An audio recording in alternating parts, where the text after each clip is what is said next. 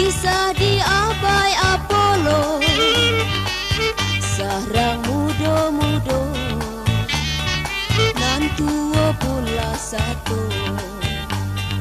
Pada suatu ketika ada ale anak daro, aliknya sabana seru, musiknya nak tabado. Babunyi lagu joget, lah tagak cowok jo cewek, ujang jaga di mahonyek, lah satu bulanan gae. Gae bukan sembarang gae, gayanya sabana hebat, sedang asiknya manggo.